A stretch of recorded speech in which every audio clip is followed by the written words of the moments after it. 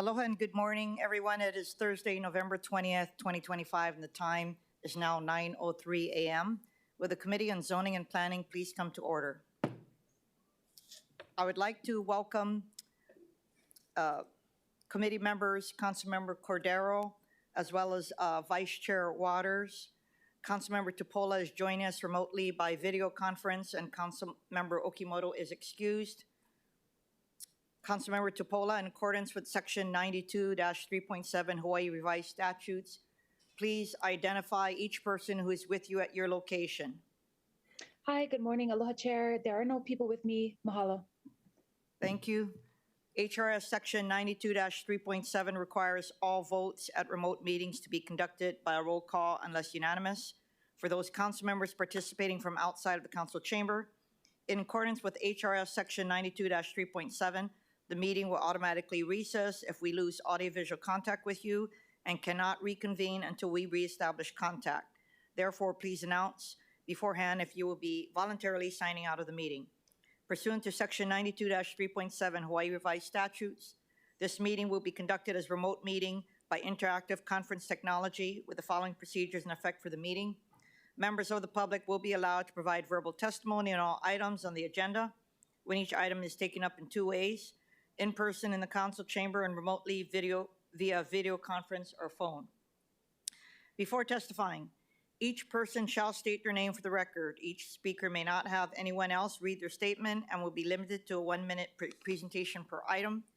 All persons who register to testify in person will be called upon first.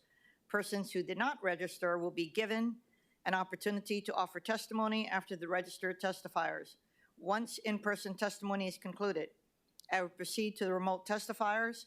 When I call your name or the last 3 digits of your phone number, please follow the prompts to unmute.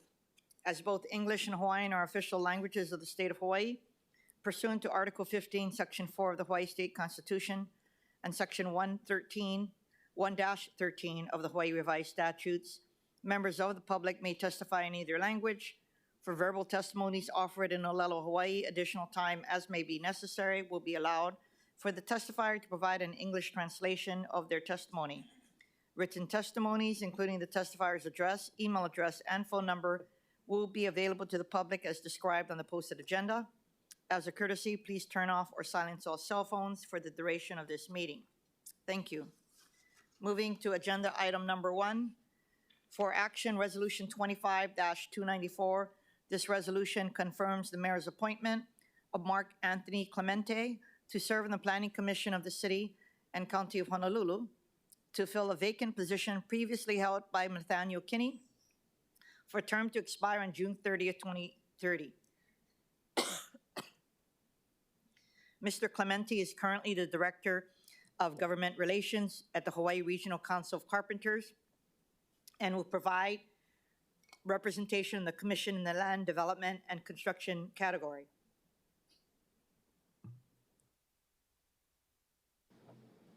I would like to call up the appointee to say a few words.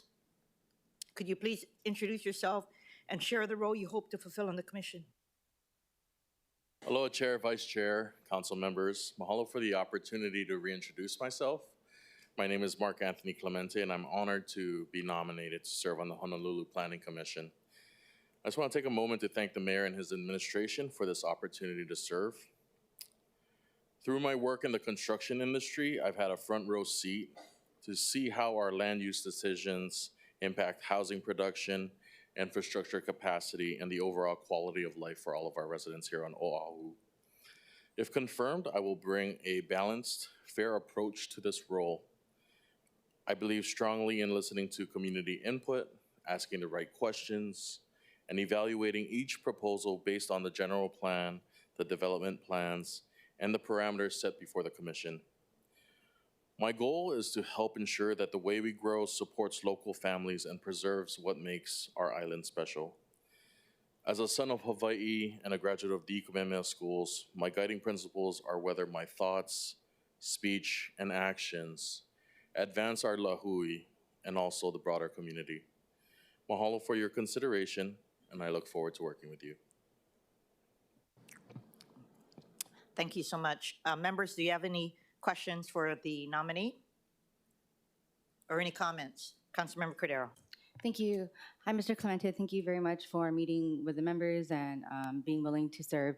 I know that in our meeting, I mentioned a bit about how we saw a few items come before the zoning and planning committees with items that went from the council to the planning commission or just directly from the planning commission to the council that should have had more careful review.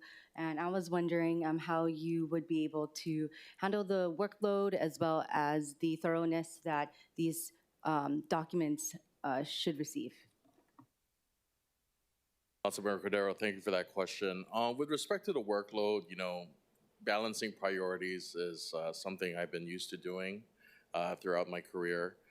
With respect to the thoroughness and completeness of the work that the Planning Commission does, from my perspective, I think we should work together, and I would be contacting council members to seek their input as well to see how we can improve what lies before the commission before sending it off to the council as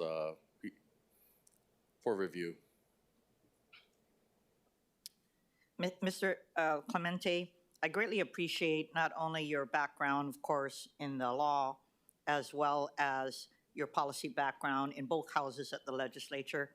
More importantly, I appreciate where you're from, which is in Waialua, as well as your community service on the North Shore Neighborhood Board, Rotary Club of Waihiwa, Wailua, Waihiwa Lions Club, King Kamehameha Hawaiian Civic Club. So I really think that you will be a well-suited candidate because you have a lot of experience that is broad-based. Before I call up the administration, I would like to take public testimony. Proceeding first with in-person testimony in the council chamber. Clerks, do we have any in-person testifiers for this item? Chair, there are none. Is there anyone else in the chamber who would like to testify? Please step forward. Seeing none, proceeding on with remote testimony. Clerks, do we have any remote testifiers for this item? Chair, there are none. Thank you so much. For the administration. Good morning, Chair Kiaʻāina and committee members. I'm Elizabeth Krieger with the Department of Planning and Permitting. We thank this candidate for their willingness to serve on a commission. We look forward to working with him, and we support his nomination. Thank you.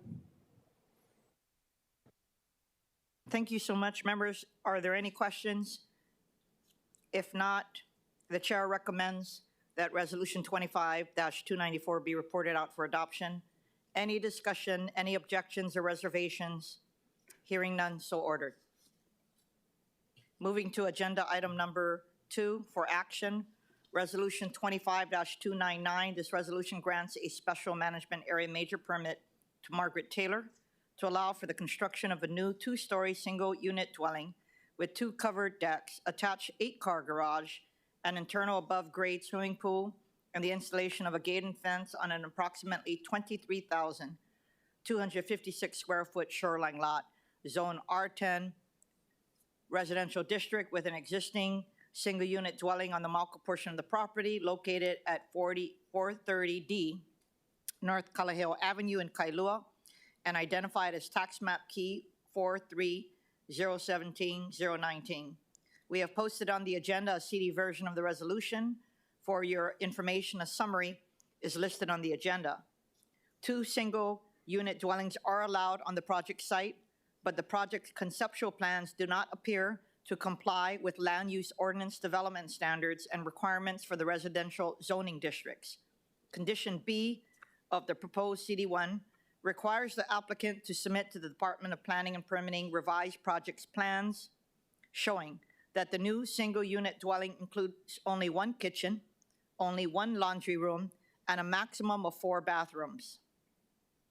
Approximately 90% of the project site will be impacted by 3.2 feet of sea level rise by the year 2100.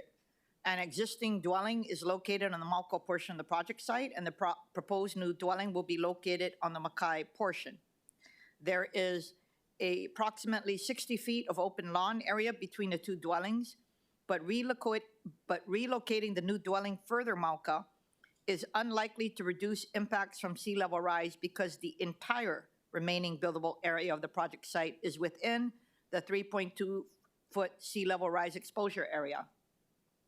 Instead, the applicant has focused on designing a resilient foundation and elevating the habitable portions of the proposed dwelling approximately 4 feet above grade. Condition C2 of the proposed CD1 requires the applicant to acknowledge and take responsibility for the cleanup and restoration of the project site in the event of coastal hazard-related loss of property. In May 2025, the State Historic Preservation Division issued a letter indicating there was insufficient information to determine the potential for the project to impact subsurface archaeological sites or iwi kupuna, Native Hawaiian ancestral remains, because no archaeological inventory survey had been conducted for the project site. Previous archaeological research in the vicinity of the project site documented archaeological sites, including iwi kupuna and cultural layers. The division requested preparation of an archaeological inventory survey with subsurf testing for the project site. Condition G of the proposed CD1 includes conditions requiring the applicant to submit to DPP a copy of the division's written acceptance of the project's AIS and to implement all mitigation protocols approved or otherwise required by the division. The project proposes to excavate approximately 343 cubic yards of soil material and use approximately 288 cubic yards as fill to support grade beams, column footings, and concrete slabs. The remaining cubic yards of excavated soil material will be used as infill across the project site. While no importation of soil or structural fill material is proposed, since construction equipment may transfer invasive pathogens, pests, or plants, their proposed CD1 includes Condition J, which requires the applicant to comply with certain protocols to minimize the spread of invasive species. Joining us remotely by video conference is Mark Howland from WELL Environmental Services, LLC, who will be providing a brief presentation. For your information, the presentation is available online as Miscellaneous Communication 590-2025. Is Mr. Howland online? Chair, the applicant's agent's not online. Before I call up, first of all, let me just say that it is not helpful that the agent is either, or the applicant is neither here in person or online to be able to provide a presentation to the members. I'm going to, before I call up the administration, I would like to take public testimony. Proceeding first with in-person testimony in the council chamber. Clerks, do we have any in-person testifiers for this item? Chair, there are none.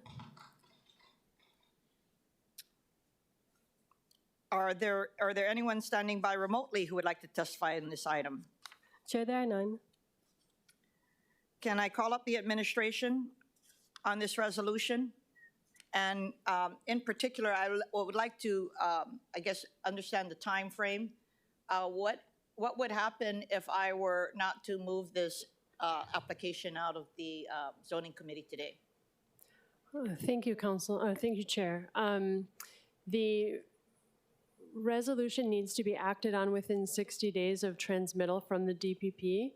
So an extension would be required, or else I believe that probably before the next committee hearing, the resolution would expire unless the resolution was just taken up at the full council meeting. The current deadline is December 16th to act on this resolution, unless we get an extension request from the applicant.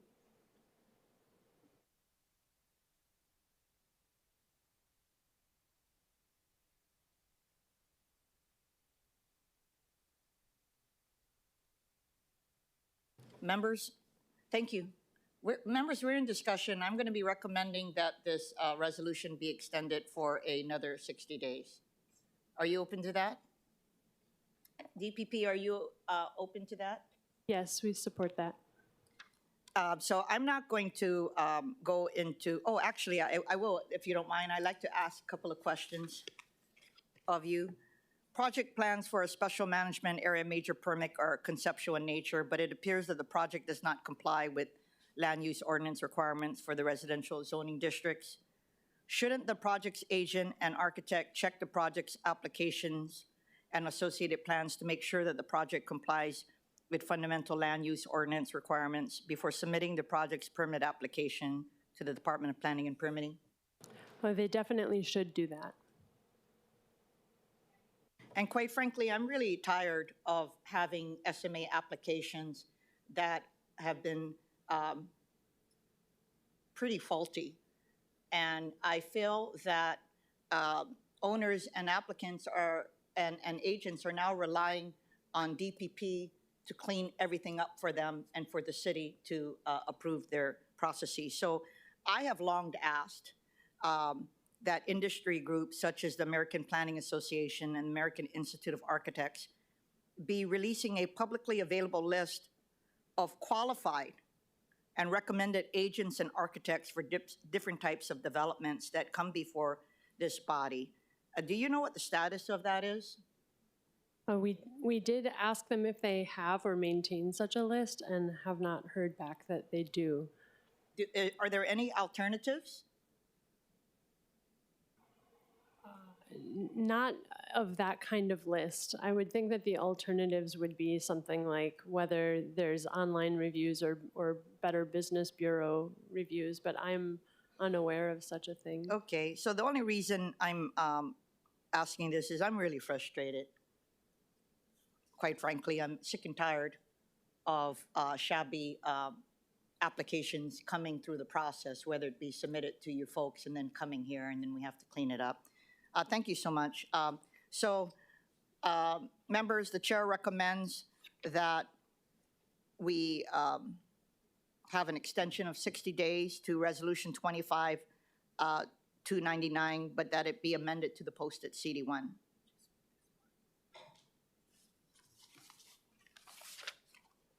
Okay, I'm sorry, let me read that again. The chair recommends that action on Resolution 25-299 be postponed to a date and time to be determined by the chair. And that it be extended an additional 60 days. Any discussion? Thank you, Chair. I agree with you and I share your frustration, but I'm just wondering if 60 days is going to be enough, because we're not going to have committee hearings in December, and I haven't quite finalized January's schedule yet. But I'll defer to you. I mean, 60 days is being generous in light of the fact that the applicant or his agent's not even here today. But I just want to point that out, that I'm not sure when our January committee hearings will be and if it'll fit within the 60 days. So if I may ask, if somebody can do the calculation 60 days out from today, when does that fall? Chair, if you don't mind, then I will make it 90 days.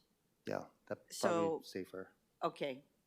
So the chair notes that the time needed to consider Resolution 25-299 will exceed the current deadline for council action. Therefore, the chair recommends that the resolution be granted a 90-day extension of time subject to the receipt of a written request from the applicant. Any discussion, any objections or reservations? Hearing none, so ordered. Moving to agenda item number 3 for action, Resolution 25-314. This resolution extends the deadline to commence construction of the Kaho'opili 201H project in Salt Lake.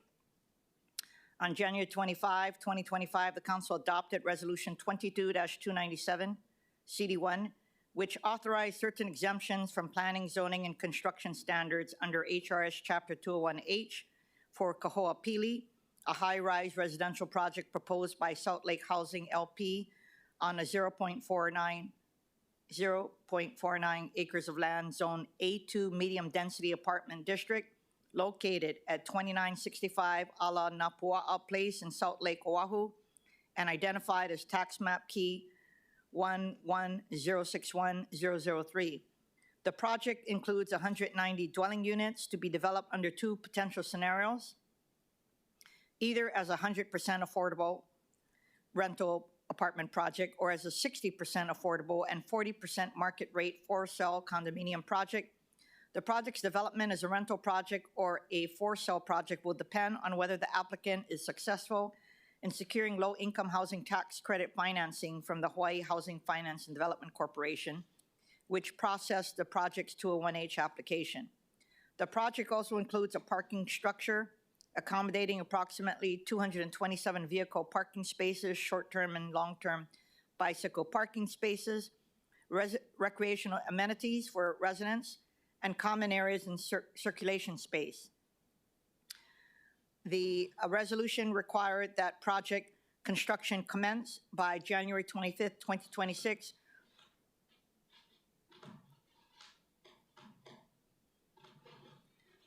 or the resolution would be deemed null and void.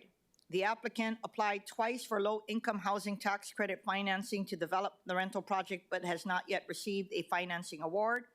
According to the applicant, development of the project as a for-sale project is not financially feasible at this time due to high construction costs, high interest rates, and general economic conditions, and the applicant wishes to continue to pursue development of the project as a rental project.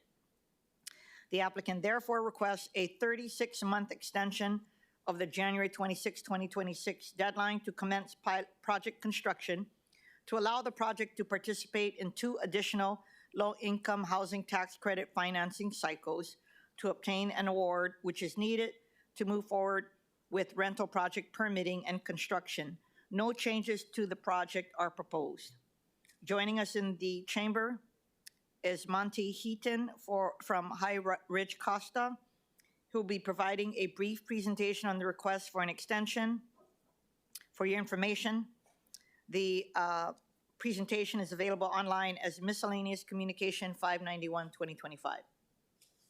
Good morning. Good morning, Chair Kiaʻāina and members of the committee.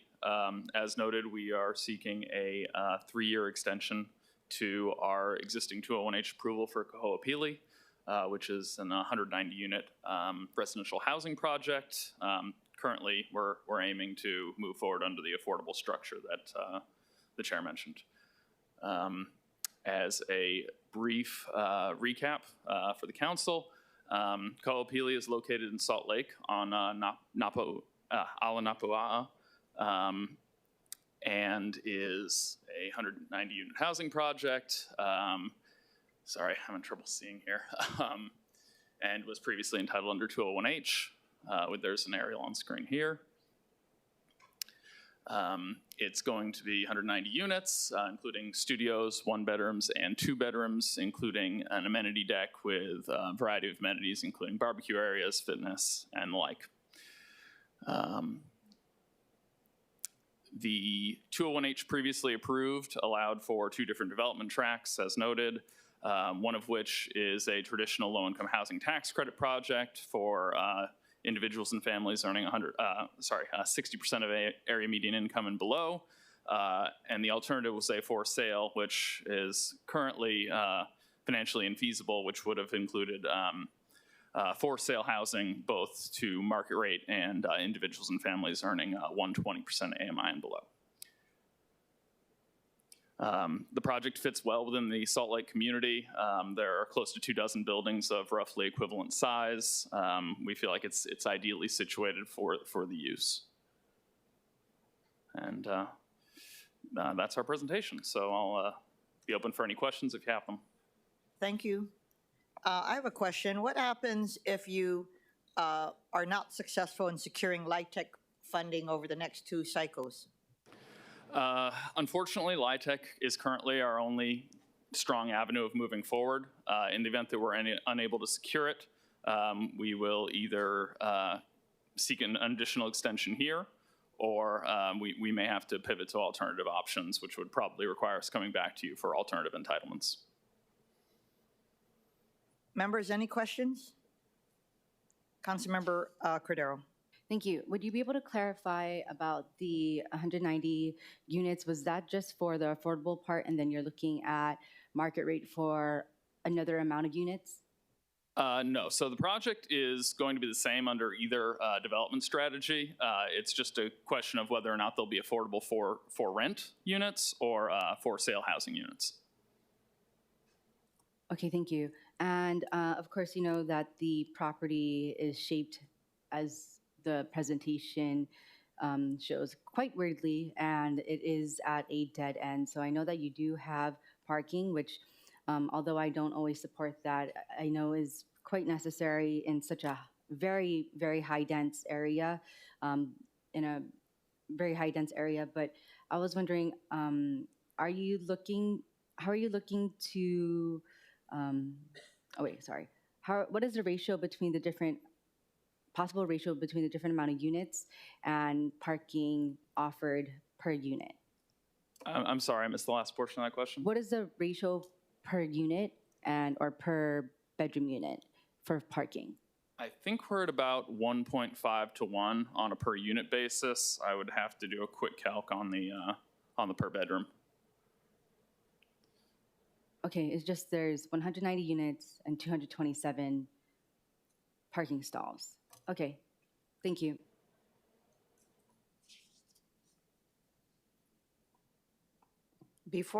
Thank you. Because Chair Waters, do you have any questions? Vice Chair? Yeah, I'm just wondering why 3 years as opposed to perhaps 2? We're hoping to get an additional 2 LIHTC application rounds in. The applications are in February or have been historically. So this will get us to January. That'd be 2 more. Just curious, what do you think the likelihood of getting the LIHTC award is? It's tough to say. The program has been heavily oversubscribed for the last couple of years. As you guys may be aware, the need for private activity bonds for these types of projects has been cut in half by Congress recently. So we're hoping that HHFDC can start working through that backlog and awarding more projects over the next couple of years. So it's very tough to put a percentage on it, but we think it'll be more likely than it has been in the past. Okay. Well, no, we want you to get it built, but why isn't the fee simple option viable? Well, since we first applied, we've been hoping for quite a while that interest rates would come down.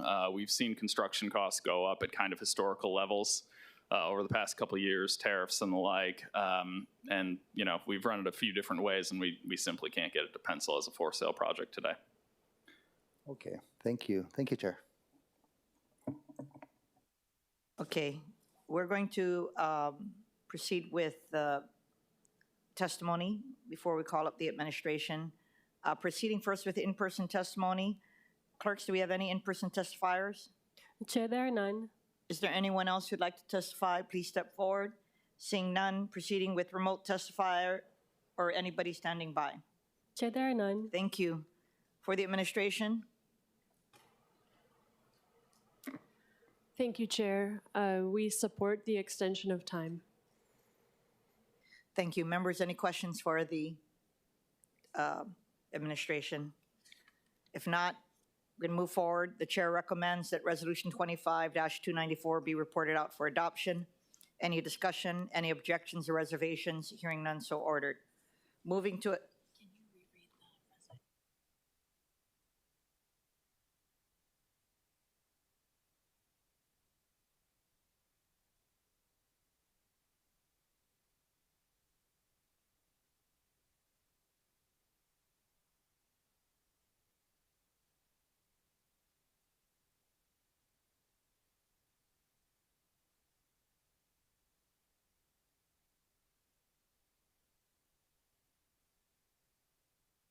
Sorry about that. I had the wrong resolution number. The chair recommends that Resolution 314 be reported out for adoption. Any discussion, any objections or reservations? Hearing none, so ordered. Moving to agenda item number 4 for action. Resolution 25-316.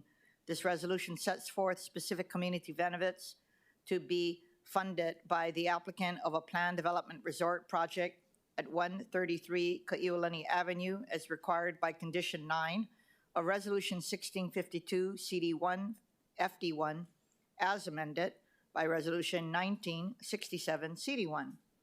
Members, we have distributed a hand-carried CD1 version of the resolution submitted by Council Chair Waters, 0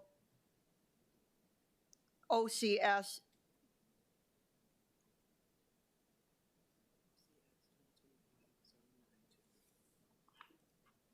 2025-0923. For your information, a summary of the amendment is attached to the CD1.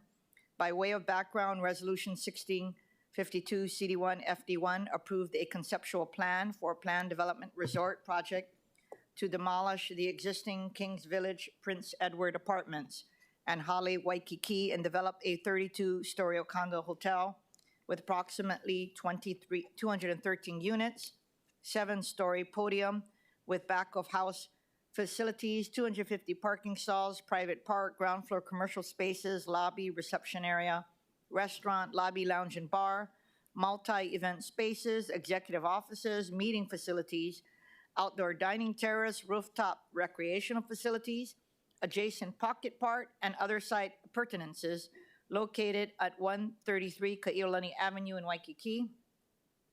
Condition 9 of Resolution 1652 CD1 FD1 requires the applicant to fund a community benefits package valued at $1 million and provides that the specific benefits in the community benefits package will be set forth in a separate resolution, which must be adopted by the council prior to the issuance of the project's final certificate of occupancy. Resolution 25-316 sets forth the specific benefits to be included in the project's community benefits package. I would now defer to the introducer of the resolution of the bill and the proposed CD1, Council Chair Waters, for an explanation. Thank you so much. I think you actually did a really good job explaining the resolution, but I just want to add that the Hilton is required to fund a community benefits package, and the improvements identified were developed and approved collaboratively by the neighborhood board, community members, and the Waikiki Business Improvement District, who is here today. You know, the Waikiki Business Improvement District does such a good job in keeping Waikiki clean and spruced up. And I thought they were the best person or entity to carry out this mission. So thank you very much. My hand carry does satisfy, I believe, Parks and Recreation's concerns. And we do have WBID available if chair or members have any questions. Thank you so much. Thank you, Chair. We could ask them that when we call them up, okay? So I'm gonna proceed first with in-person testimony. Members, clerks, do we have any in-person testimony in the council chamber? Chair, we have a few standing by. When I call your name, please come forward to the testifier podium and begin by stating your name for the record. Please conclude your remarks promptly when you hear the buzzer. The first is Benjamin Sadowski.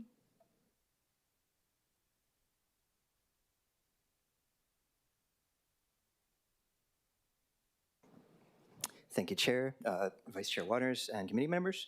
I'm Ben Sadowski with Unite Here Local 5. We represent about 10,000 working people in the hotel, food service, and healthcare industries across Hawaii. We are in opposition to this resolution as currently written. We feel like when this project was initially approved in 2016, the council did require developers to contribute $1 million towards a community benefits package in return for the significant height and other FAR and other variances that they got. We don't think that, we think that what the community needs in terms of housing is a more comprehensive solution. We think that homelessness is a significant and growing problem statewide. It impacts a variety of people for a variety of reasons. And we don't believe that the, part of the proposal with regards to taking away the chairs and benches at Kuhio Beach Park in favor of this unspecified activation project is really going to be in the best interest of the community. We would also note that, the consumer price index has, just looking at that alone, it's shown that prices have increased quite significantly since this project was approved in 2016. So $1 million then is, more on the, it's more like $1.28 million now. We've always had concerns about this project and how it was going to be used, and what it was taking away from the community as they demolished the Kings Village and the other potential housing projects. So, we remain concerned about this project, and we hope that the council can demand a little bit better deal. Thank you. Thank you. Members, anybody have any questions? Vice Chair Waters. Thank you. Thank you for your testimony today. And I understand what your concerns are, but let me ask you this. It was a pre-existing agreement back from 2016 where the developer was to provide $1 million package. You're saying that you don't think what's proposed is a community benefit. So let me ask you, what ideas do you have on how to spend this $1 million? Well, I think that there are more comprehensive housing proposals. I think that, when we look at, I'm not an expert on homelessness and resolving homelessness, but I do think that, what we've seen in terms of the building of those kauhale, that's been pretty significant and had a significant impact in people's lives. Obviously, those are more expensive than... So you want to build a kauhale in Waikiki? No, I didn't say that. Where in Waikiki? No, not in Waikiki necessarily. But it's a community's benefit, the Waikiki community benefit package, right? It's to benefit the Waikiki community.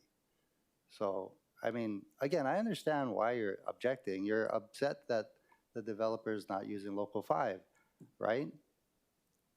And I get that. I'm a big supporter of Local 5, and I encourage developers to utilize Local 5 when building hotels or condotels. But at the same time, though, I mean, we're talking about a community benefit package that was pre-existing prior to any of us here being on the city council. So it's hard for us to go back and turn back time and change that, because then we would be in breach, the city, of the pre-existing agreement. You know what I mean?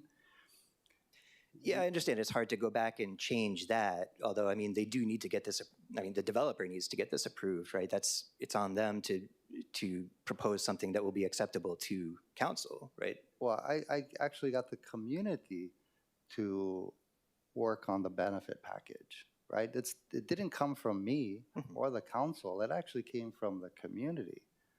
But again, I understand what you're saying, but I'm hoping you can support the fact that we are trying to make Waikiki a better place. Yeah, well, I think we can all agree that that's the goal. Right. Okay, thank you. Thank you, Chair. Thank you. Next testifier is Trevor Abarazua. Yes, thank you, Chair and members of the committee. My name is Trevor Abarazua. I'm the President and Executive Director of the Waikiki Business Improvement District. And how this came about, too, is, us combined with Chair Waters did a community walk around Waikiki with members of the neighborhood board, residents, business community leaders, people that work in the visitor industry and work in stores in Waikiki. And we walked throughout every street and we tried to figure out what is needed, right? What would be beneficial to the community? And the number one thing that stood out was really revitalizing and making Kuhio Beach Park shine. And that's kind of the gathering place for residents of Waikiki, but also residents of Oahu. People from all throughout the island go to Walls to bodyboard and go surf at Queens. So we wanted to do something that would really benefit Kuhio Beach Park, benefit the residents that visit there, but then also all the visitors throughout the world that come to Waikiki to enjoy themselves. So what we are proposing and what we did was we met with Chair Waters and his team and went over some ideas and also gathered ideas from the neighborhood board and from some of the residential community, presented them to the neighborhood board, and we got a unanimous vote 9-0. And I think that might have been the first time in Waikiki neighborhood board history we got a unanimous decision in a positive way. But we want to add, to fix some of the infrastructure at Waikiki Beach. We want to add some community. Mr. Abazawa, do you mind? I'm going to allow Chair Waters to maybe ask a question so you can continue talking. Yes, sorry, Chair. Wait, go ahead. Chair, do you want further comments? thank you. Just if you could just wrap up, but Yeah. thank you so much for being here today. I really appreciate you and your hard work at the Waikiki Business Improvement District. Thank you so much. And yeah, I'm happy to answer any questions. Any questions? Thank you. Is there anyone else who'd like to testify? Please step forward. Clerks, do we have any online testifiers? Chair, there are none. For the administration, first we'll call up DPP. Thank you, Chair. We support the CD1 broadly. We appreciate that DPR's, Department of Parks and Recreation's concerns were taken into account, and we encourage the Waikiki Business Improvement District to continue to work with both DPP and DPR as their plans for the maintenance of this area are refined. And so we look forward to working with them. Thank you. Can I also call up the DPR Deputy Director?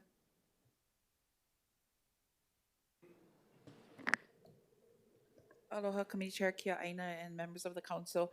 So DPR is in support of this resolution as it would apply to us and the contributions we'd be able to make to support parks in improving the experiences and services we provide in Waikiki to both Kama'aina and Malihini alike. We did want the reso to capture the needed collaboration with parks in what comes out, what the definitive projects are. And so we do mahalo Chair and his staff for including some new language. We're good with that. And we actually do work very well with Trevor and the Waikiki bid. So we've had some discussions about these proposed projects. We're supportive of it. Trevor's been great to work with. He's also on our parks board because we want him to be an advocate for all parks. So yes. Okay, I just want to make sure, addressed. because I saw a couple of drafts circulating around. So the verbiage is saying, whereas the council further finds that improvements to Kuhio Beach Park are consistent with this intent, and since Kuhio Beach Park is a city park, implementation of the improvements will be coordinated with the Department of Parks and Recreation. I saw another draft talking about concurrence. Does it matter? Are you okay with this language? I am okay. Yes, I'm okay with that. Okay, just want to make sure. Mahalo. I appreciate that. Thank you. Members, any questions for DPP? Thank you. The chair recommends that resolution 25-316 be amended to the hand-carried CD1 OCS 2025-0923. Any discussion, any objections or reservations? Hearing none, the resolution has been amended to a CD1. The chair then recommends that resolution 25-316 CD1 be reported out for adoption. Any discussion, any objections or reservations? Hearing none, so ordered. Moving to agenda item number 5, this bill would, Bill 70 for action. Bill 70, 2025. This bill would amend the park dedication provisions of the subdivision ordinance ROH Chapter 22 to allow dog parks to be credited toward satisfying the requirements for dedicating land for park and playground purposes.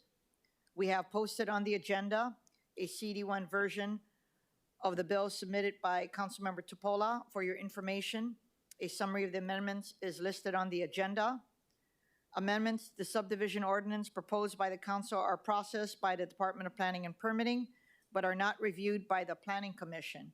The council proposed Bill 70, 2025 by adoption of resolution, the council proposed Bill 70, 2025 by adoption of resolution 24-20. When processing the proposal, the department recommended an alternative version of the proposed bill, which was introduced by request and numbered as Bill 69, 2025. We will be proceeding on this matter under Bill 70, 2025. I will now defer to the introducer of the bill and the proposed CD1, Councilmember Tupola, for an explanation. Thank you. Aloha Chair, aloha committee members. So we did go through this resolution some months ago, and I will say that in the Kapolei area of my district, there is a lot of new housing coming up. And so that means that there's a lot of upcoming park dedications that will be coming up. per the requirements for many of their 201H requests. And so I submitted this on behalf of one of the current divisions that's being built out in the Evakapolei, Honolulu area, because we do want there to be parks for humans as well as some parks for dogs, and we wanted to be able to count towards a parks credit that will suffice what the city is asking of them. So I thank DPP for working with me on this. And as stated by the chair, it was supposed to go through the Planning Commission, but they decided that it didn't need to. So that's why it's here today. So I'm looking forward to the conversation. I do believe that the people that I worked with to introduce it might have some edits. So I look forward to hearing from the department on any further work that is needed, and thank the chair for listing it. Thank you. Let's see, before I call up the administration, I would like to take public testimony. Proceeding first with in-person testimony in the chamber. Do we have any in-person testifiers for this item? Chair, there are none. Is there anyone else in the chamber who would like to testify? Please step forward. Seeing none, proceeding with remote testimony. Clerks, do we have any remote testifiers or anybody standing by? Chair, there are none. Can we have the administration come up, please? Thank you, Chair. In general, we support the CD1 of Bill 70. We thank the introducer of the bill, Councilmember Tupola, for her continued willingness to work with us. There are a couple of things that we'd like to continue to refine for this bill and continue to discuss as it moves forward. Again, in general, we support the CD1 of Bill 70. Thank you for your comments. I will take that under consideration as we move forward, since it's gonna, should it move forward, it's gonna come back to the committee. Members, do we have any questions for the administration?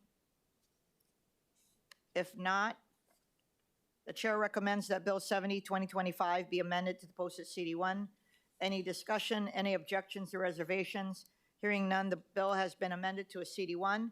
The chair then recommends that Bill 70, 2025 be reported out for passage on second reading and scheduling of a public hearing. Any discussion, any objections or reservations? Hearing none, so ordered. Moving to agenda item number 6, informational briefing, presentation on our proposed interim plan development transit project for an affordable rental housing, residential, hotel, and retail mixed-use development at 1588 MOANA Boulevard. Resolution 16-308 CD1 establishes a council policy that requires developers submitting applications for interim plan development transit projects to present the proposed project to the council or the Zoning and Planning Committee in the same or following month the proposals were presented to the area neighborhood boards. We have a presentation this morning for an interim plan development transit project being proposed at 1588 MOANA Boulevard.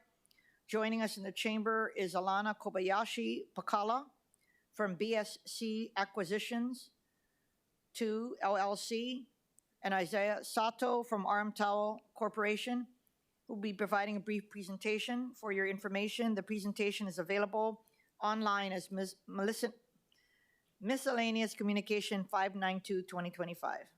Chair, before we start, I just needed to announce that I'll be jumping off virtually on the video, but I'll still listen in. Thank you, Chair. I'll be logging. Thank you for the notification.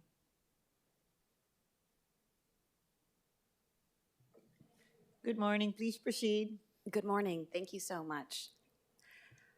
Thank you for the opportunity to provide an IPDT presentation on our proposed project, 1588 MOANA. The applicant developer is BSC Acquisitions 2, an affiliate of Black Sand Capital and Kobayashi Group. As a transit-oriented development project, we're here today to provide a preliminary presentation to Council before we submit the IPDT application to DPP. Kobayashi Group is a local family-owned development firm. Our company's values are deeply rooted in supporting environmental sustainability as well as housing and economic opportunities that benefit Honolulu's local residents. 1588 reflects these values with an ambitious vision for diverse, sustainable, mixed-use, transit-oriented development, focusing on serving our local working families with on-site ocean view 1 and 2 bedroom rentals offered at 80% AMI, first ever to be incorporated with a mixed-use resort property, housing diversity with for sale, rental, market, and affordable residential units, sustainable tourism with a hotel designed to attract higher spending visitors to Oahu, which currently has a limited number of 5-star resorts as compared to our neighbor islands. Economic sustainability with a world-class pedestrian-focused arrival plaza that will help to support the continued success of our community's many local businesses at Ala Moana Center. In addition to new resort-oriented amenities and food and beverage outlets, creating incredible opportunities for our local entrepreneurs and talented culinary professionals in our Hawaii restaurant industry. And finally, environmental sustainability, with the first ever proposed Honolulu resort with a gray water reuse system targeting to save millions of gallons of potable waters annually. And now I'll turn it over to our project planner, Isaiah Sato of RM Towel, to go over the more technical project details. Thank you.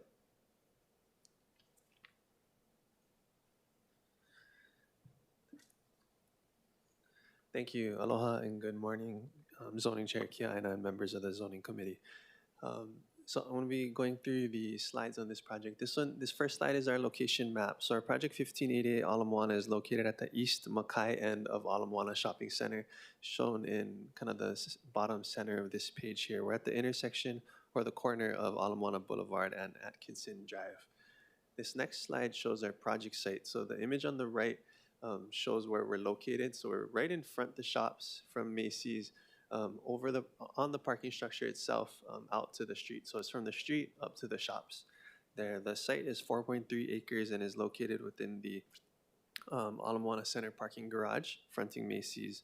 We're located within the BMX3 community business mixed use zoning in the Ala Moana TOD area. We're not within the SMA. The site is just the parking for Ala Moana Center, no shops. This next slide shows the view, and I like this slide because it shows our context within the Honolulu skyline there. Kind of on the right of here is Yacht Harbor Towers, Ala Moana Hotel. Our project moving left with the gold label is 1588 Ala Moana. There's kind of two portions. One, the taller portion is up to 400 feet, and the lower residential portion is up to 200 feet. And behind that, we see other TOD projects like Azure, Sky Ala Moana, and other area projects there as well. This next slide shows an overview of our site. We have 52 affordable rental units at 80% AMI and below, 145 market residential units, 291 hotel units, and about 26,000 square feet of commercial space there. This next slide shows the TOD sub-districts. We are within two sub-districts, the Ala Moana sub-district as well as the Hotel and Convention Center sub-district. So the Hotel sub-district in pink, our hotel will be located fully within that portion of the site that's within the Convention Center sub-district. This next slide shows our program.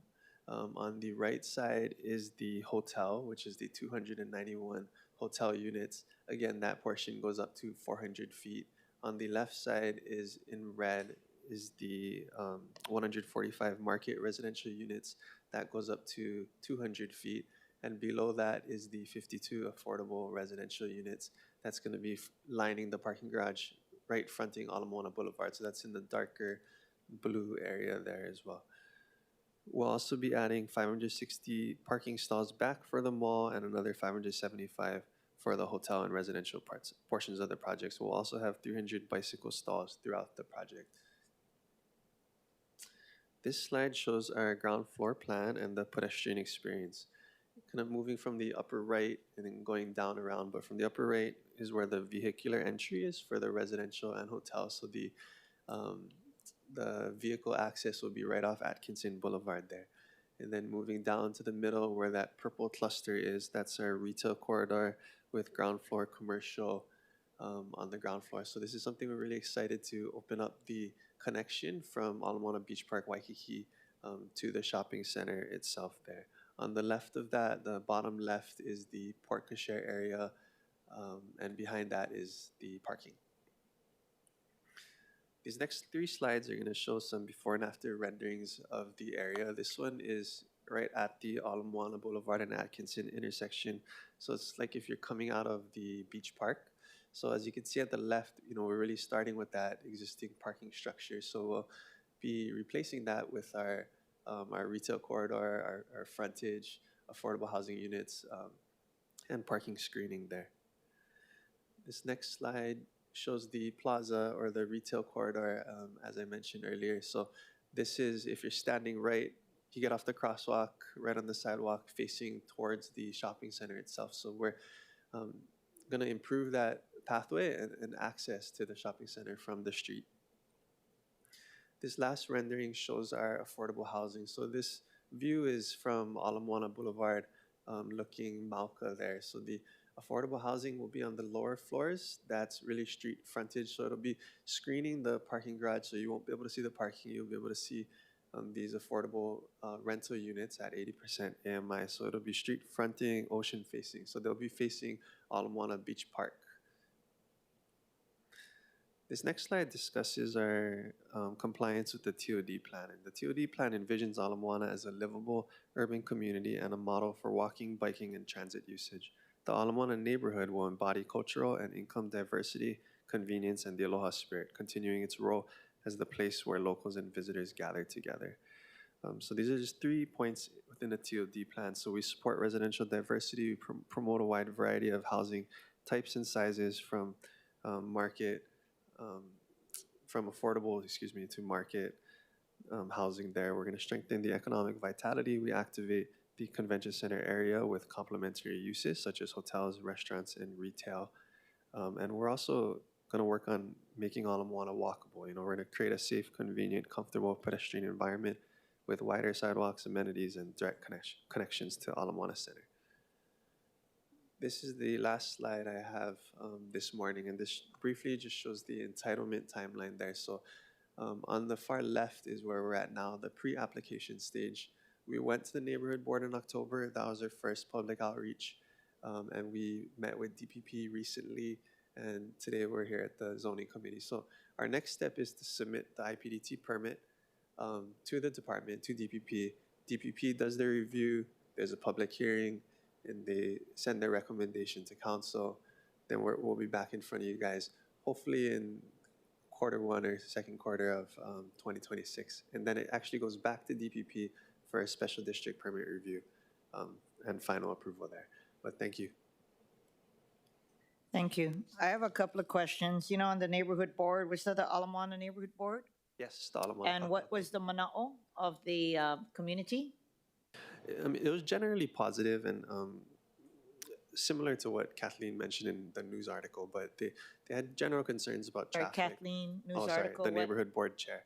But they had general concerns about traffic, walkability, the infrastructure, the general concerns there. But it was a positive meeting. And they're not going to be taking a position, are they? No, no position. Okay. And then on the 26,000 square feet of commercial space, is that going to be in the middle of the affordable? I know we talked about this, but I forgot. Is it between the residential and then the hotel, smack in the middle? So most of it is actually on the ground floor. So yeah, try pull up the slide. Yeah. So if you're coming off the intersection, so say you came out of the beach park and you went across the street to MOANA Center. It's that purple cluster on the ground floor. So right outside the crosswalk is going to be the retail. And the shops are not just going to be geared for high-end boutiques, right? Are you going to have space for, commercial space for what you already know what the local market is like? MOANA has changed so much that a lot of locals don't like going there anymore. What kind of commercial space are you looking at? I just wanted to start with saying we're still going to have all the shops at the mall, so we're still supporting the greater retail at the mall. We do have these smaller restaurant areas or retail areas. We're looking at having a restaurant, but other than that, we're still in contemplating what commercial people tenants Okay, to go there. it just would be nice to have a diversity. That's all I'm trying to say. Because Ala Moana just has the high-end boutiques and you're going to have the high-end hotel. I think that the hotel itself is going to have its own commercial space too, yeah? Yes. Yeah, so you can do the high-end stuff over there and you can provide more opportunities for locals, both with regard to restaurants and, you know, the shops that are there. We need more. That's all. I'm just trying to make a recommendation. That's a great point. Thank you. Okay. Anybody, Vice Chair Waters? Thank you. You know, that's my secret parking spot you're going to be taking. Even at Christmas time, you can always find parking right there. But no, I want to thank you guys because, I mean, you're building these affordable units with an unobstructed ocean view in perpetuity, which is very, very admirable. So thank you for that. But I also just want to encourage you to use highly trained unionized labor, even though you haven't chosen an operator.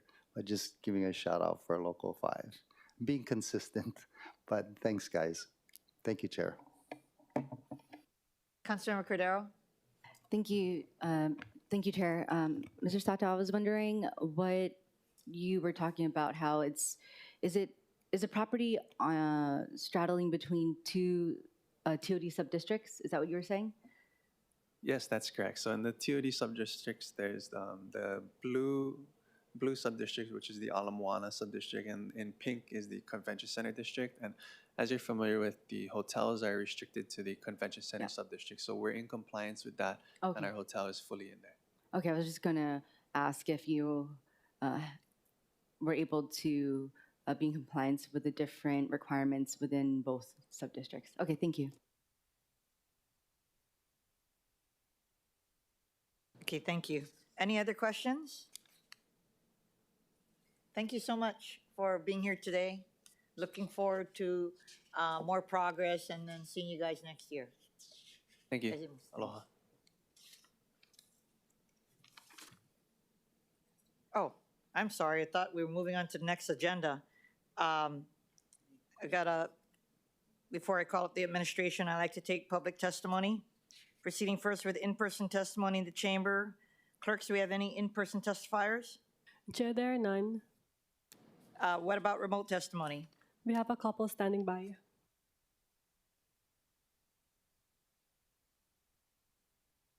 When I call your name or the last 3 digits of your phone number, please follow the prompts to unmute and begin by stating your name for the record. When the timer on the screen reaches 0, please conclude your remarks promptly. The first testifier is William Alberton. Hello. Good morning, everyone. Thank you for the opportunity to speak. The reason why I'm coming to this meeting is because I saw in the news recently about this, and I thought it was very one-sided. And so I just want to raise some concerns from the opposing point of view. So one thing is, I thought it was disproportionate luxury development. So 436 units is a lot more than just the 52 affordable units. The affordability level insufficient, 80% AMI. So for most people that are severely impacted by the housing crisis, I think it's insufficient. That timer is clicking away. Let me just run through a few more. I think we should not have parking. So this is multi-transit, 1,000 parking stalls, there's more traffic, inadequate water conservation, there should be a catchment system. And then there was no mention of planting native plants in the area. So we have a lot of native plants that we could put in there, and then finally just increase pollution and traffic in that area. And thank you for the time. Appreciate it. Thank you, William. Do you live in the area? No, ma'am. I actually live in Makakilo, but I used to live in Waikiki, and I used to surf at Ala Moana Bowls quite frequently. Okay. Yes, ma'am. Okay. Thank you. Thank you for your interest. Okay. Members, do you have any questions for the testifier? If not, we're going to move on to Angela Melody Young.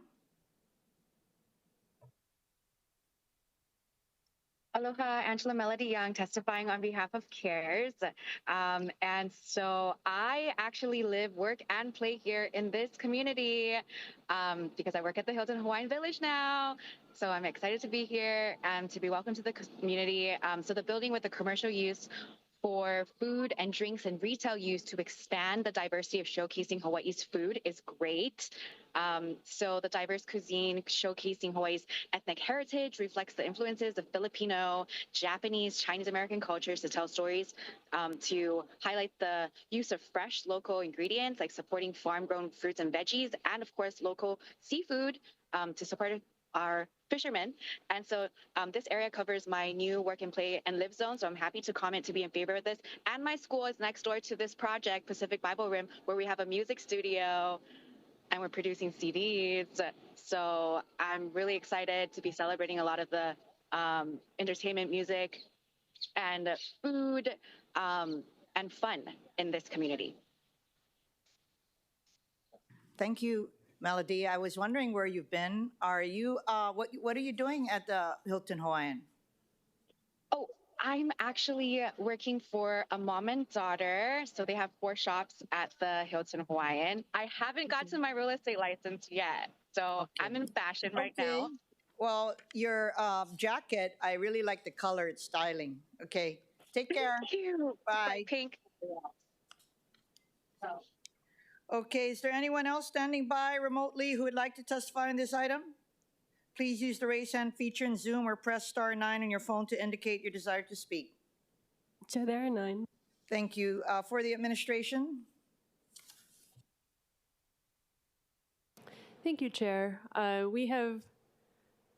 I'm sorry. Did you?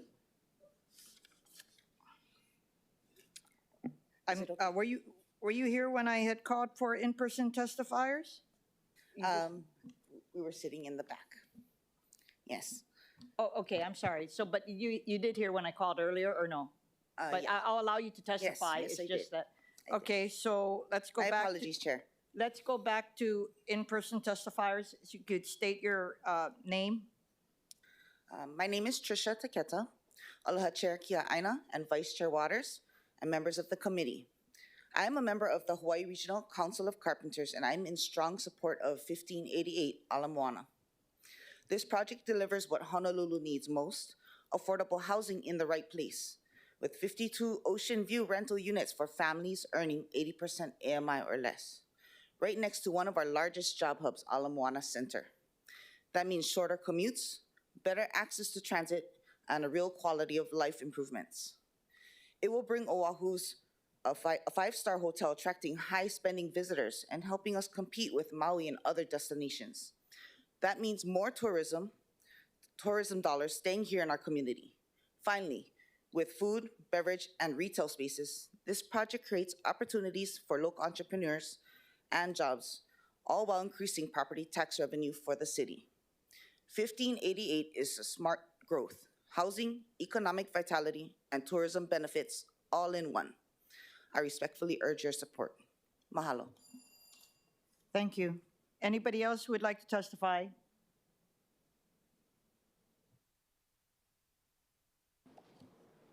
Aloha, Chair, Vice Chair, Council members. Mahalo for hearing me. My name is Sean Newcamp. I'm a carpenter. I'm here in support of 1588 ala MOANA because it sets a new standard for sustainability. This project will feature Oahu's first gray water reuse system in a hotel, dramatically reducing demand on our aquifer. It's located in the urban core, using existing infrastructure, density to prevent sprawl and project open spaces, helping us keep country country. By combining housing, hotel, and retail in one footprint, it's a smart growth that respects our environment and while meeting community needs. Mahalo. Thank you. Anyone else?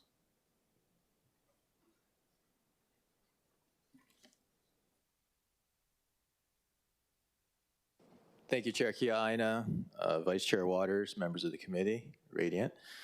Andrew Pereira with Pacific Resource Partnership. We represent the 6,000 members of the Carpenters Union, as well as 250 signatory contractors statewide. I wanted to submit written testimony, but there wasn't the ability to do so. So I'll just summarize my my testimony in support of 1588 MOANA. I take to heart the prior testimony, kind of in opposition, but I think for this piece of property that we're talking about, it's going to have to be a mix of residences and rentals and luxury. So you're talking about a very unique parcel.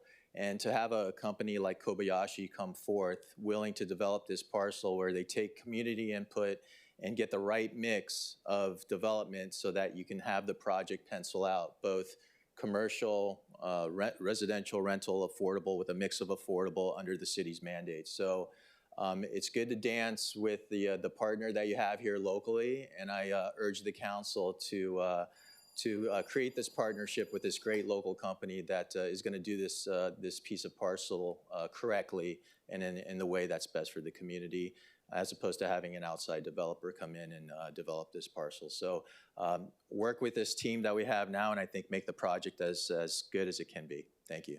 Thank you so much. And I do want to say that if you were unable to provide written testimony, you could send it to us so that we could have recordation of it, because I'm just looking at a series of testifiers. So if you ever have a problem, we will make sure that it's recorded with the clerk's office, okay? Thank you for testifying Great. Thank today. you, Chair. Appreciate it. Bye. Okay, for the administration. Thank you, Chair. The applicant and their agent has met with us in a pre-application meeting, and we look forward to receiving their interim plan development transit permit soon. And then we look forward to transmitting it on over here to continue the discussion. Thank you so much. Members, any questions for the administration? If not, thank you so much. And thank you for the presentation today. We're going to move on to agenda item number 6. I'm sorry.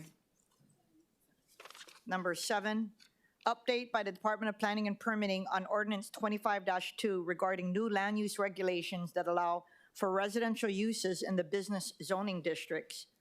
Ordinance 25-2, which became effective on September 30th, 2025, repealed and replaced Article 5 of the city's land use ordinance relating to land use regulations.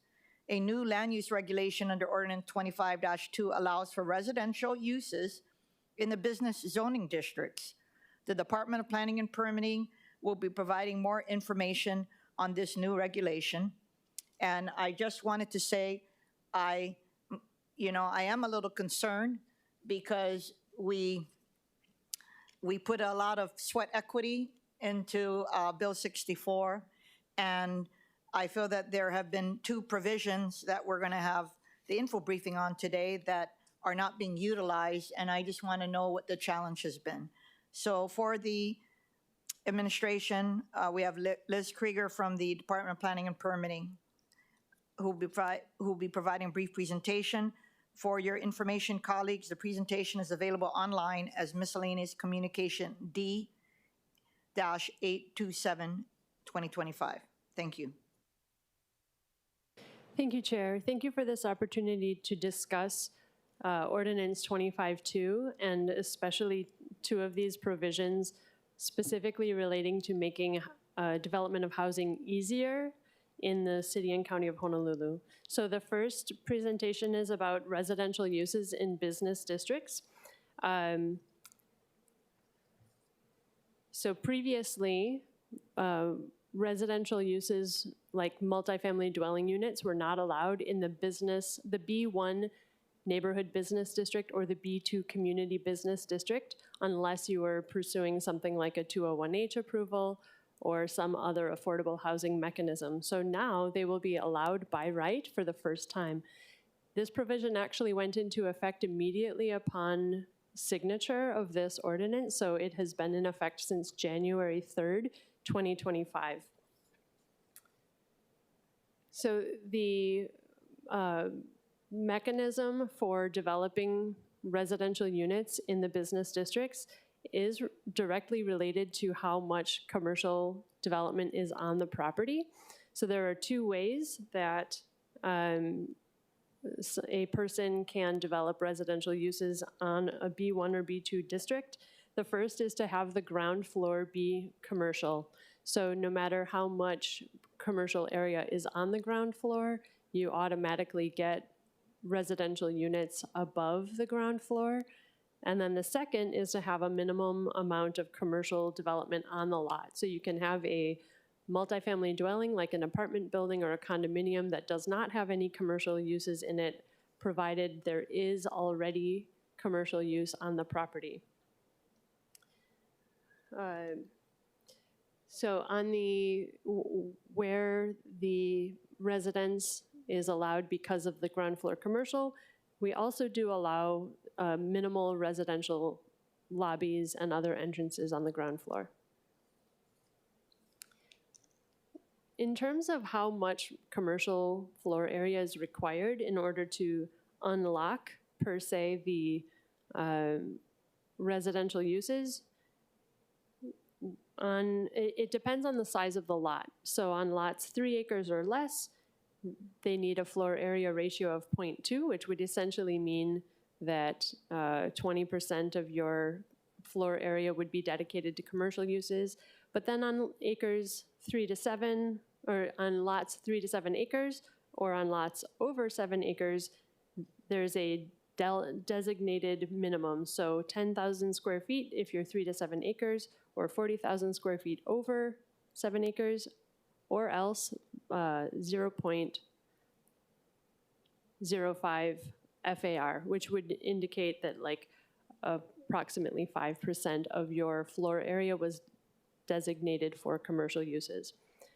To illustrate this, I've listed a table here on this next page, which shows that, for example, if you had a 10,000 square foot lot, you would need 2,000 square feet of commercial uses, and then you could have, you could develop the remainder with residential. And then if you look all the way to 20 acres, then you would need 43,000 square feet of, 43,560 square feet of commercial area. So that's just to kind of give you a sense of how much commercial floor area would be required. And then finally, as I said before, these provisions went into effect on January 3rd, 2025. And to date, we have not received any applications, any building permit applications for any residential uses within the B1 and B2 districts.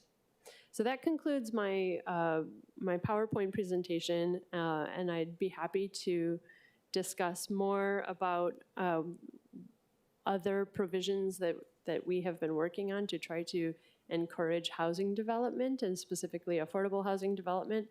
And then after that, we will talk about accessory dwelling units and OHANA units. Thank you. Can you, I'm just a little shocked. So tell me why there has been no interest in this new provision? Well, I can't say that I know why there hasn't been any applications. I expect that there probably is interest. Generously, I suppose it takes some time to put together development proposals and maybe acquire properties and that sort of thing. But we have definitely reminded people that, you know, this is a whole new area that has not been available for residential development before, particularly when someone is looking for sites upon which to fulfill their affordable housing requirement under ROH Chapter 29. That, you know, some of these commercial properties, B1 and B2 properties, could be used for that. But yeah, as of yet, we have not received any real interest. But this is not limited to affordable housing projects. Is that correct? Could the project be only for market? Yes, that's right. This would absolutely be available to somebody who's just developing market rate housing, provided, of course, that they meet the provisions of Chapter 29. But you're right, as long as they meet the development standards of the underlying zoning district, then absolutely. It's a building permit process. It is not a discretionary process, and it could be quite fast. Okay, and you have rules for this or no? Like administrative rules? Yes. There's no need for But if administrative someone was rules on interested this. in this, separate from going to the law, what did they do? Just contact you? Do you have a application process all ready for them to fill out?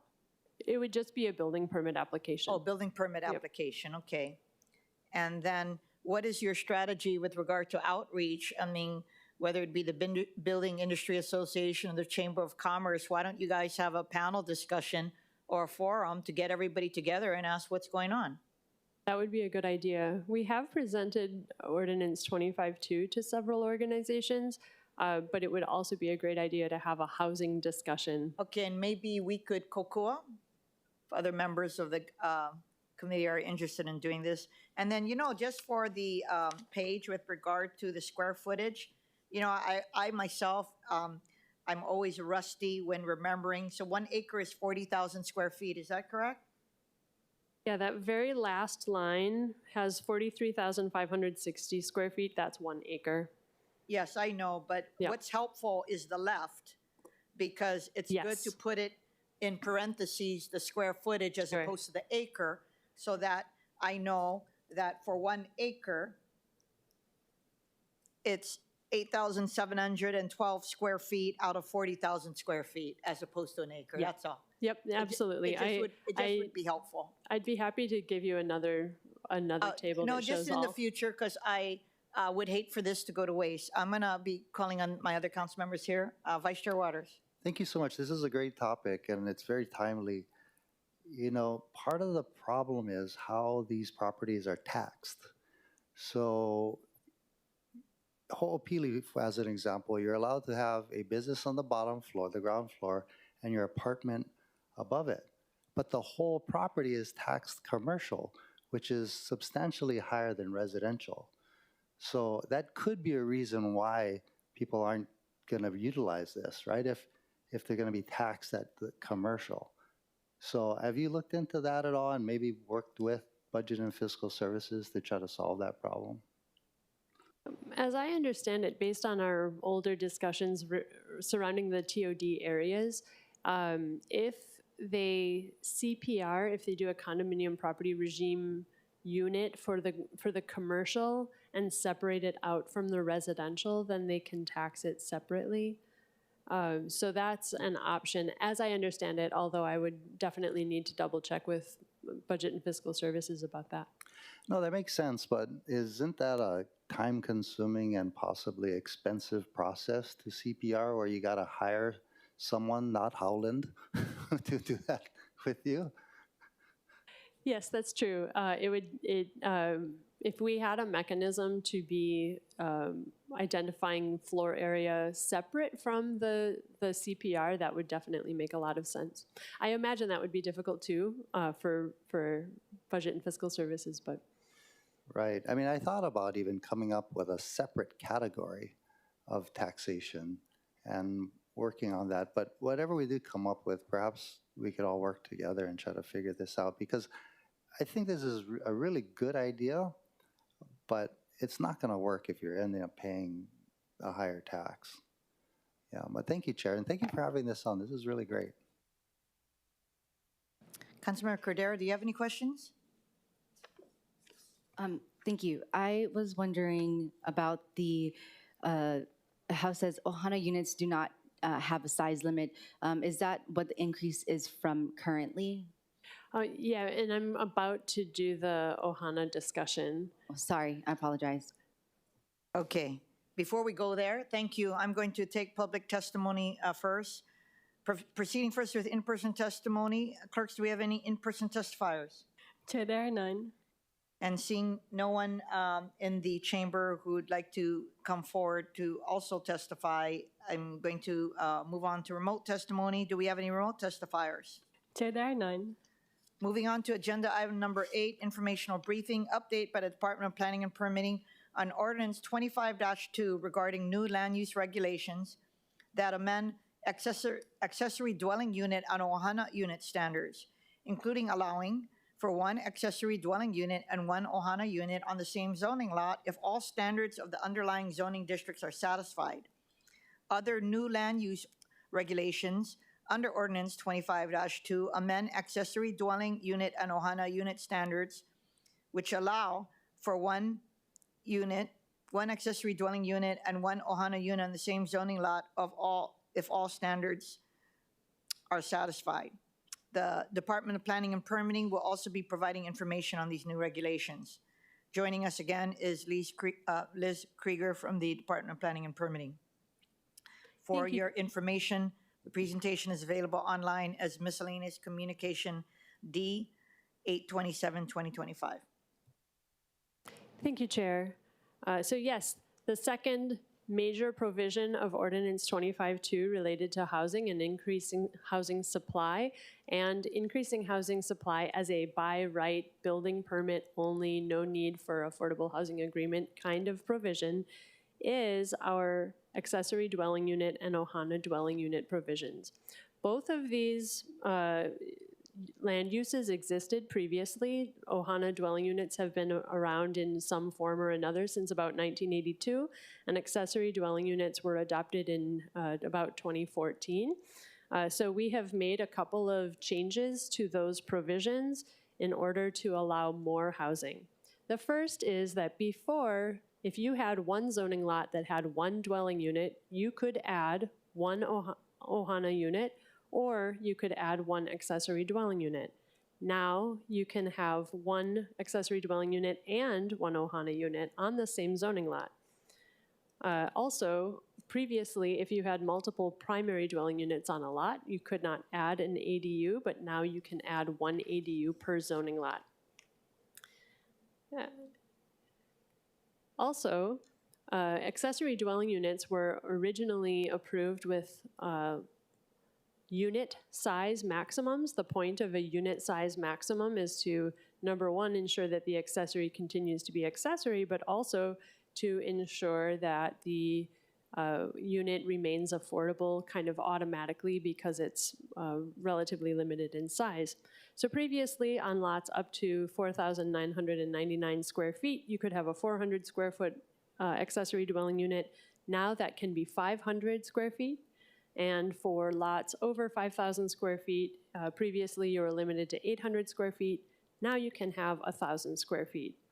OHANA units do not have a size limit. There have been various times in the past when they did have size limits or they had requirements of being attached or detached. Those are all gone now. And that's where I'm talking about the layout options. You could have 3 separate structures, or you could have like a 2-unit dwelling where the OHANA and the primary dwelling unit or the primary dwelling unit and the ADU are in one structure. Again, previously OHANAs were required to be physically attached, and so for a long time, from about maybe 1992 until relatively recently, that was a design challenge that a lot of families faced. Occupants of the OHANA dwelling unit still must be related to the occupants of the primary dwelling unit. So that has not changed. And then finally, these standards became effective September 30th. I checked with our permit issuance branch chief yesterday. He said that as of now, they have not received any building permit applications to add an ADU or an OHANA on a lot that already has one or the other.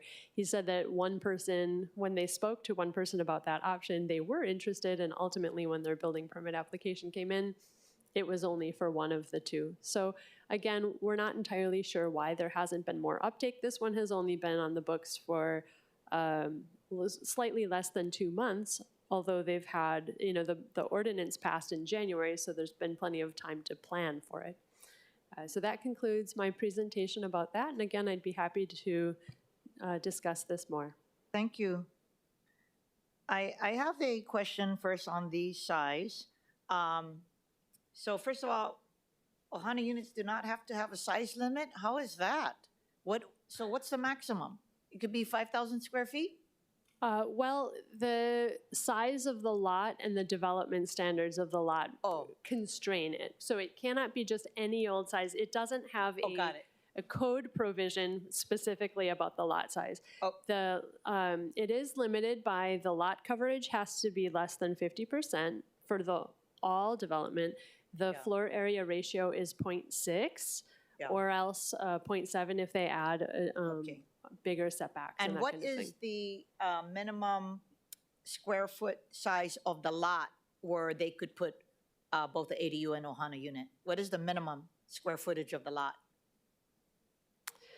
Because I see that you have up to 4,990 square feet, and you say the square footage for the ADU 400 to 500 square feet. For over 5,000 square feet, it's 800 to 1,000 square feet. So what is the minimum square footage? The lot area itself does not have a minimum square footage. Our smallest residential lot size is 3,500 square feet. There are a handful of non-conforming lots that are even smaller than that, but in general, you're not going to have a lot that's less than 3,500. Yeah, but that's helpful for just educational purposes. And you know what I would do, similar to what you did for the other PowerPoint? I'd have columns to more easily explain to people what they can do. Maybe hypothetically on a 5,000 and a 10,000 square foot lot, you would propose what the maximum square footage is for the OHANA unit, rather than just leaving it as they don't have a size limit, because it's based on the standard, which is the square footage of the lot too. So, but you would have those numbers. It would be really helpful. Sure, that makes a lot of sense. And then the other thing that we discussed during the passage of Ordinance 25-2 at the committee was the various options. Like, for example, you could have a primary dwelling unit and an OHANA unit in a 2-unit dwelling, right, so that they would be connected. And then maybe over your carport or garage, you have an OHANA unit.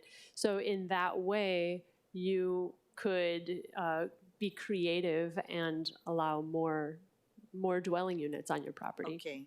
I'm thinking out loud, separate from the business, the previous one. For this one, there's a lot of homeowners who would be interested in. So I don't know. I think maybe a webinar or even a town hall might be helpful. I'm going to turn it over to my other colleagues. Councilmember Cordero? Okay, let's Vice Chair Waters. Thank you so much. Again, this is a really, really good topic to discuss. You know, the legislature recently passed a law requiring the counties to allow for 2 ADUs per lot. And we were supposed to report back to the legislature as to whether or not we've complied with that law. I think in our discussions on Bill 64, we believe that having 1 ADU and an OHANA dwelling unit, which is in effect another ADU, satisfy the legislature. Do you agree? I see you nodding. Do you agree with that? And did you report back to the legislature that we've complied? I do agree with that. OHANA dwelling units are accessory. They're in the accessory section of the table. We do consider that. In the whole discussion, all of those ideas were on the table of maybe not having an OHANA designation and just having 2 ADUs, but the council at the time considered the OHANA to be an important part of our tradition on the island, especially since it's been around for, over 40 years. I don't know about reporting back. I do know that the provision for the business district was supposed to be by like January 1st, 2025. So that was one reason that provision went into effect immediately. And now since this provision is in effect as of September 30th, I think that we had until maybe January 1st, 2026 to comply. So we can do that now and send some kind of message over to say how we've complied. Okay, great. Yeah, it might be helpful for all of us to go back and look at, I think that was Bill 38 from a couple of years ago. here, and by the way, the reasons why I thought the OHANA unit was a good idea, because in walking door to door, talking to people about monster homes, that they almost unanimously said if a family member lived there, it would be okay, right? So, and we really do want to help out families. But it does say in your presentation, occupants of the OHANA unit must still be related to the occupants of the primary dwelling unit. How do you monitor that? That's really difficult for our inspectors. When our inspectors get requests for investigation to go out and check to see if a house is being if we're talking about the OHANA and the primary dwelling unit, they will ask people questions about how they're related. The times when I know that it's been, really pretty obvious is when it's around Manoa, right? Because you have students, and the other element of that is the 5 unrelated family members. You cannot have then an OHANA unit if you have 5 unrelated people. You actually have to have a family in both. So you can't have something like 5 and then a brother and then 5 and a brother living in the 2 separate. It actually has to be family members. But it is definitely very difficult for our inspectors. They just have to go and ask questions. And usually if there are major noise or other complaints, it's a multi-pronged effort. It says that these standards became effective September 30th, 2025, but we passed Bill 64 quite a while ago. And can you remind me, did we make the effective date September 2025? Is that why it goes into effect? Most of the provisions had a 270-day delay in effectiveness. The 2 provisions that went into effect immediately were the residential in B1 and B2 districts and the home occupation standards. So those 2 went into effect immediately in January, and the remainder went into effect 270 days after January 3rd, which was September 30th. Okay, and then you said to date DPP has not received any building permit applications for a secondary accessory unit, but it's only been in effect since September. So really we're only looking at 2 months. Yeah, so maybe if you could, and Chair, let's come back in a year and see if we get any more applications, see if this actually works. And then we can report back to the legislature, who is really trying to cram this down our throat, right? But anyway. Thank you. Thank you for the line of questioning. I just would like to remind everyone about why we made this difficult decision.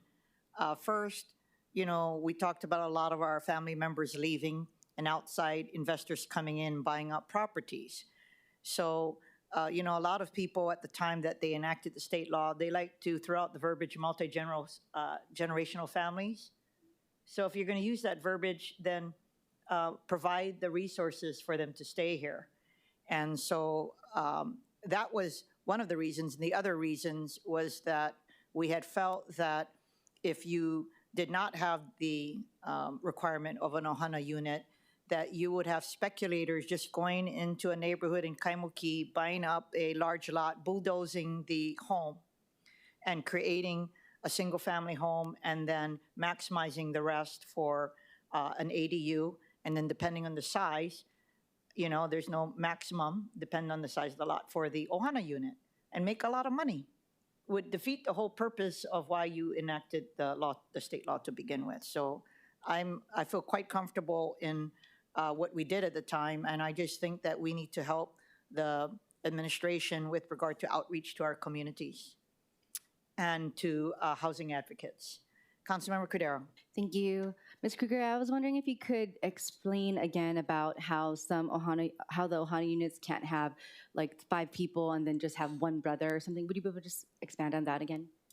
Sure. The provisions for the OHANA dwelling units say that the family residing or the occupants of the OHANA need to be related to the family occupying the OHANA unit. And there are provisions in the LUO that specify that. So let's move back. The definition of family includes those related by blood, marriage, adoption, and other fiduciary relationships, or 5 unrelated people living together. So you could have one dwelling unit that had 5 people that were not related, and for purposes of the land use ordinance, we would see them as a family. But when it comes to OHANA dwelling units, the primary dwelling unit needs to be occupied by a family related by blood, marriage, adoption, or other fiduciary relationship, and a related person or persons living in the OHANA unit. So that that allowance to have 5 unrelated people kind of goes away if you have an OHANA unit. I understand. Okay, that's really great clarification, especially with people looking, if they are interested in looking to do either an ADU or OHANA unit. As for the struggles that people had prior, where the ADU or OHANA unit had to be, or especially OHANA units had to be physically attached to the primary dwelling unit, would you be able to share some of the issues that residents had with keeping it attached to their primary dwelling unit? Sure. A lot of the time when, say, maybe you had the older couple and then the younger family, if it has to be attached, they would, like maybe if there was topography issues on a lot or something where they would have one on a lower portion, one on a higher portion of the lot, they would have to put in some kind of connection or staircase or something, because the 2-unit dwelling development standards specify how something is a 2-unit. It can't, like, you know, if on a 7,500 square foot lot in the R5 district, where the minimum lot size is 5,000 square feet, you can't have 2 single-family dwellings. You can have 1 2-unit dwelling. So we have provisions that make sure that people don't just do one up here, one back there, and then a long, narrow hallway to connect it, because that's essentially 2 single-unit dwellings, right? So we have specific provisions to say what makes something a 2-unit dwelling. And so OHANA units, where they really were trying to maybe get the grandkids a little bit farther from the grandparents, they would have to design around that. And then that was something that wasn't a standard in the 80s. It became a standard in the 90s. And then, yeah, those standards kind of went back and forth for a little while. And then later in I think the 20-teens, we amended that, but definitely in Ordinance 25-2, that requirement is gone. Okay, thank you for that explanation, because I know that in Kalihi and I think Moanalua, there were some people who probably received NOVs for that specific reason. Thank you. Thank you. Thank you so much. Proceeding first, we're going to now move to public testimony. Proceeding first with in-person testimony. Clerks, do we have any in-person testifiers? Chair, there are none. Is there anyone standing by remotely to testify? We have Angela. Aloha, Angela. Please proceed. Thank you, Chair. Angela Melody Young cares. In favor of the presentation. And so I think the DPP policies and the goals, they're good, allowing more housing and compact development. And so simplifying the basics of these concepts, I think, is a good strategy to disseminate and educate the community to promote building in high-density zones so people can actually build to those standards. I think the difficult thing is people are frustrated because of the complexities of the law and because we're all trying to adjust to building in Hawaii. So while, you know, the accessory dwelling units and OHANA units help families to develop on limited tight spaces to make use of limited land, I think perhaps economically, with the limited floor area ratio, if there were policies to help develop commercial floor area ratio to improve economic opportunities for families, I think it could really help with these things within DPP. Yeah, and Chair, can I say one more thing? Maybe. Oh, I was just going to say, although I'm in fashion now, because it's harder for me to get my real estate license and make a living in properties management, but I'm still going to get my license. And since I've been here, I've talked to the engineering team. of the Hilton, as I've debated in favor of it, and G70, Francis Oda, one of my friends and pastors from our church, C4, is developing the renovations and reconstruction at the Hilton Hawaiian Village. Thank you so much. Good luck and good for you, and have a nice day, okay? Take care. Thank you so much. Okay, if there's no other further discussion, mahalo everyone for being here today. There being no further business, this meeting is adjourned.